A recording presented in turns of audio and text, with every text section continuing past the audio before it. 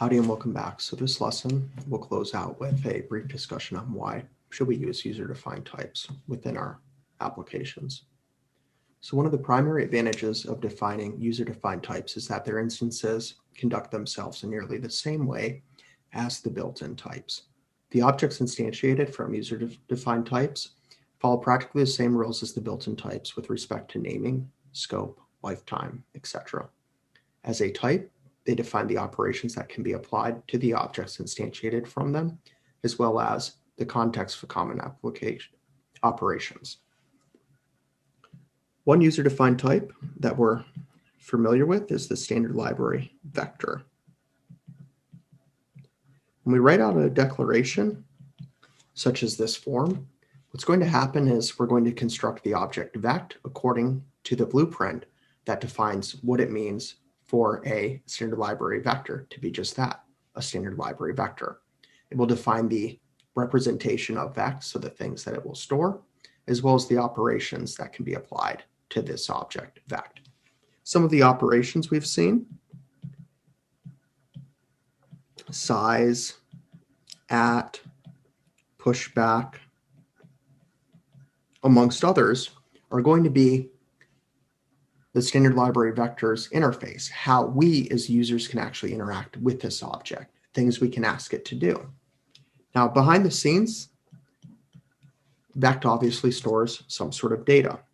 We won't get into all the data members today, but as we talked about earlier, because we can ask it its size, it must store the state of its size somewhere.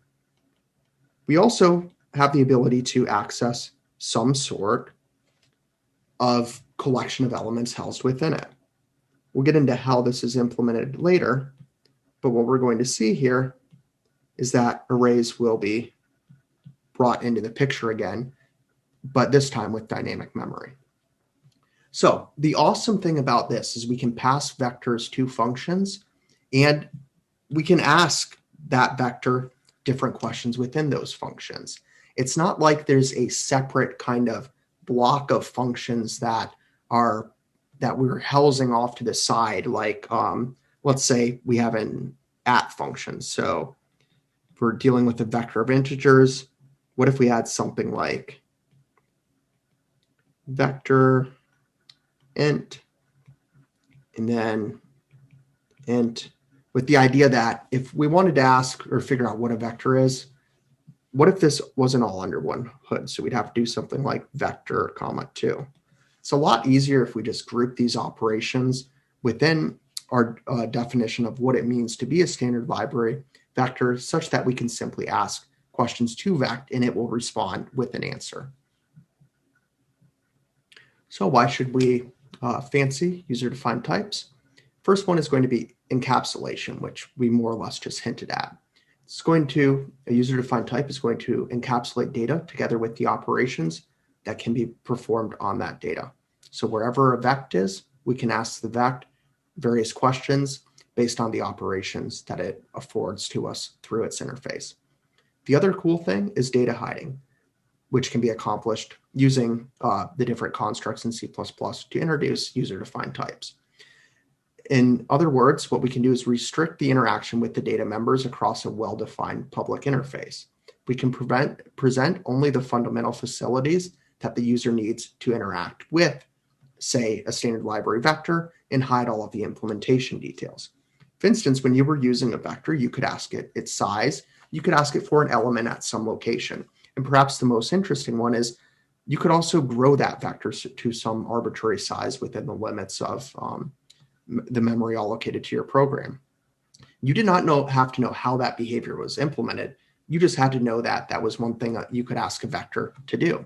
And essentially, the user-defined type would hide everything else that's kind of occurring under the hood to make that happen.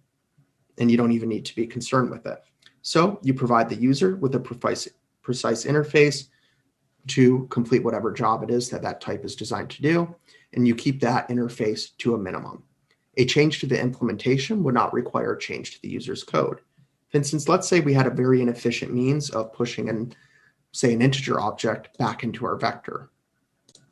I could go ahead and update the definition of pushback, and the user code wouldn't have to change. We can go ahead and compile our user-defined types, implementation details, make that object code available, and we wouldn't have to update any of the user's code to address that change. So this kind of brings in this idea of object-oriented programming, which essentially within our context of our application, we'll decide which classes we'd want. We'd go ahead and provide a full set of operations for each of our classes and make commonality explicit by using inheritance, which we haven't talked about just yet, but that will be one of the kind of hallmarks of this. So classes can be designed specifically as building blocks for other types, and existing classes can be examined to see if they exhibit similarities that can be exploited in a common class. We'll get into this later. The main focus, though, is going to be on passing messages between objects. Objects respond to messages by performing some behavior. For instance, we could pass to vect at and say we'd like the element at index 0. The object would then respond to that message by essentially performing some behavior that gives us that element. Important to note, each object is going to have its own internal